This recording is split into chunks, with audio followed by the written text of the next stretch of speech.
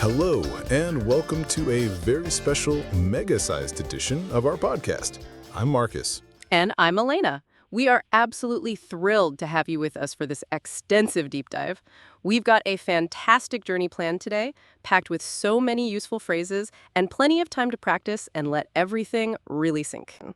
That's right. We're going to take a slow, thorough, and hopefully really fun walk through the wonderful world of phrasal verbs.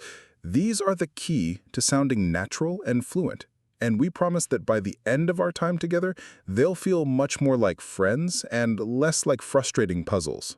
We've structured this to be a complete immersion experience. We'll start with the absolute fundamentals, the verbs you need for your daily routine, and we'll gradually build up to more complex and social situations. We'll have stories, games, and lots of chances for you to practice along with us. So get comfortable. Maybe you're listening on your commute, while you're cooking, or just relaxing. Wherever you are, we're glad you're here. Let's begin right at the start of the day. It all begins when you open your eyes. That very first moment of consciousness has its own special phrasal verb, to wake up. This specifically means to stop sleeping. You might wake up naturally, or an alarm clock might wake you up. It's that transition from being asleep to being aware. And that leads us directly to the next action. Once you're awake, you decide to leave your bed. This is what we call getting up. It's the physical act of rising from your bed. So you can wake up at 7, but not get up until 7:15. I am definitely guilty of that. I love those few cozy minutes before I actually have to get up. We totally understand. Now, you're out of bed. The room is probably a little dark, so what's the first thing you do? You turn on the light. The phrasal verb turn on is your go-to for activating any kind of device or appliance. You turn on the light, you turn on the television, you turn on your computer, you turn on the coffee maker, a truly essential one. And of course, for every on, there's an off. When you leave a room, you turn off the light. When you finish watching TV, you turn it off. It means to stop the flow of power, to deactivate something. It's a simple but powerful pair, turn on and turn off. Now, with the lights on, it's time to get ready. This involves another fantastic pair of phrasal verbs. First, you put on your clothes. To put on means to place an item of clothing or accessory onto your body. You put on your shirt, you put on your socks, you put on your glasses. If it's cold, you put on a jacket. And at the end of the day, you do the reverse. You take off those clothes. To take off is to remove them. The moment I get home, I take off my shoes. It's the best feeling. Later, I take off my work clothes and put on something much more comfortable, like sweatpants. And what do you do with that jacket or coat you took off? Well, you should probably hang it up. To hang up means to place something on a hook or a hanger. It's a great habit to hang up your clothes instead of just throwing them on a chair. It keeps everything neat. So let's just pause for a moment and appreciate this little story we've already built. You wake up, you get up, you turn on the light, you put on your clothes. Later, you'll take off your clothes and hang them up. These few verbs alone let you describe a huge chunk of your day with natural, fluent English. It's amazing how powerful they are. Now, let's imagine a very common problem. You're all dressed and ready to go, but you can't find your keys. They're missing. So what do? You look for them. To look for something is to search for it, to try to find it. You might look for your keys in your bag, on the table, or in your pockets. I am always looking for my phone. I constantly put it down and forget where it is. So I end up looking for it all over the house. Now, when your search is successful, you find the item. Yes, I found my keys. They were in my coat pocket. That's for physical objects. But there's another kind of searching. What if you need to discover a piece of information? For that, we use a different phrasal verb, find out. To find out means to learn something new, to discover a fact. You don't find out your keys, you find out the time of a movie. You find out a secret. You find out why something happened. That's a crucial difference. Look for is for a physical search for a thing. Find out is for the discovery of information. For example, I need to find out what the weather will be like tomorrow. Or I just found out that my favorite band is coming to town. Now, let's shift gears completely and talk about being social. Humans are social creatures, and English has fantastic phrasal verbs for describing our interactions. A very common and useful one is meet up. To meet up means to meet someone, usually in a casual social context. Let's meet up for coffee next week. It's much more informal than saying, let's have a meeting. I love meeting up with friends. And when you do, you inevitably want to catch up.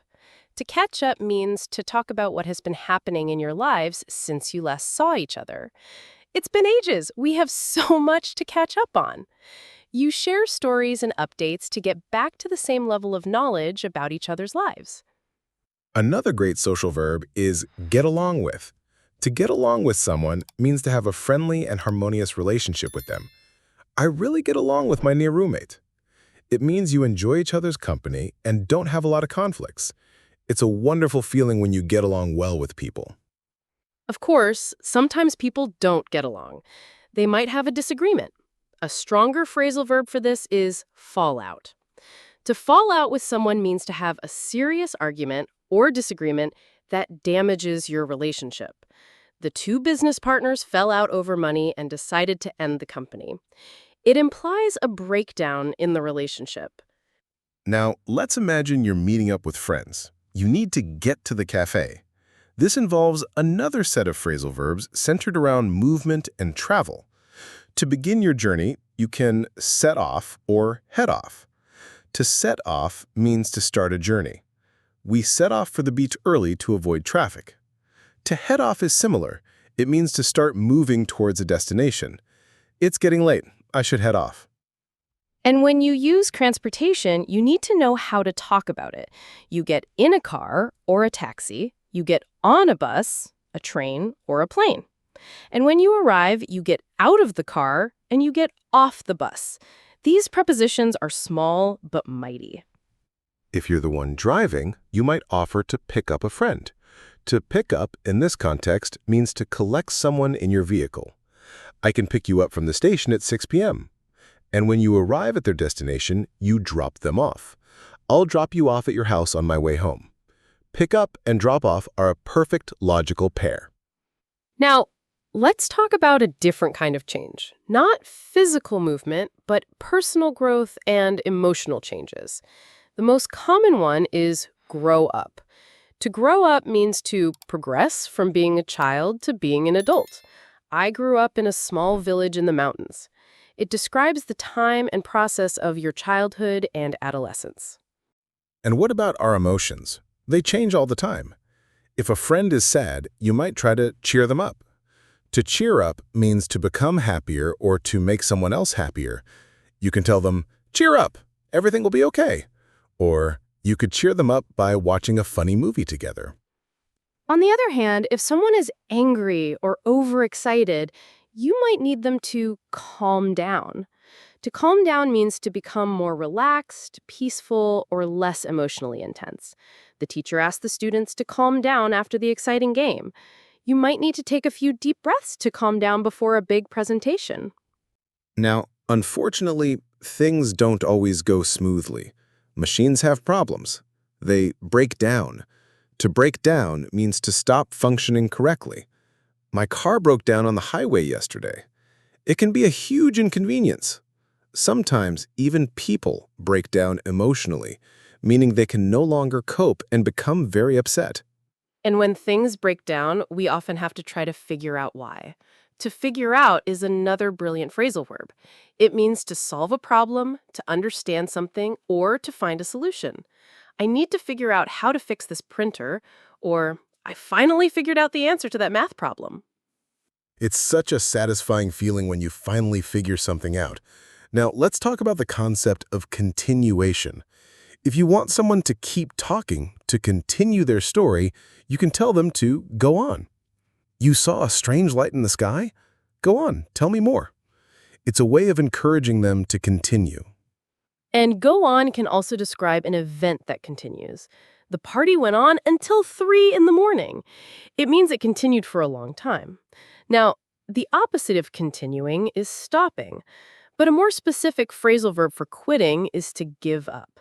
To give up means to stop trying to do something because it is too difficult or because you believe you cannot succeed. Don't give up on your dreams. Or, I gave up trying to learn the guitar after 2 weeks. It's often used with a sense of finality or frustration. But a more positive verb for stopping a temporary activity is leave off. You can leave off working for the day, meaning you stop with the intention of starting again later. I had to leave off reading that book last night because I was so tired. Let's bring in a few more essential verbs. Imagine you are reading a book and you encounter a word you don't know. What do? You look it up. To look up means to search for information in a reference book, a list, or online. You can look up a word in a dictionary, look up a phone number in a directory, or look up a fact on the internet.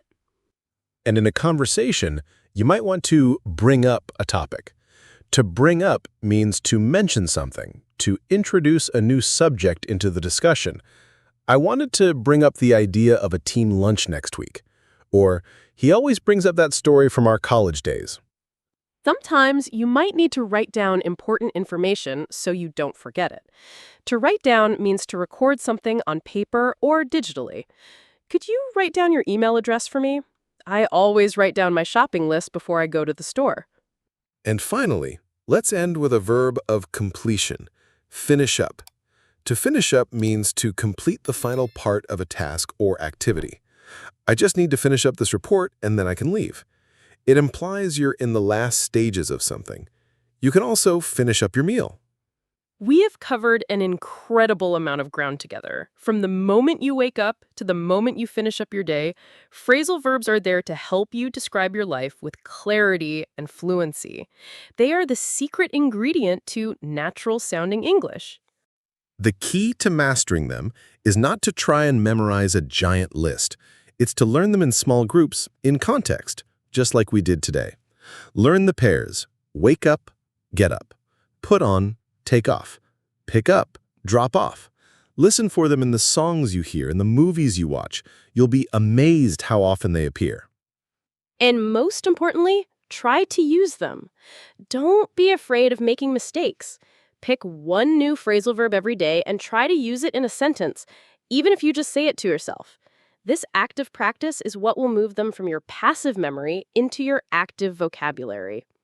We are so incredibly proud of you for dedicating this time to your English journey. You've built a strong and powerful foundation today.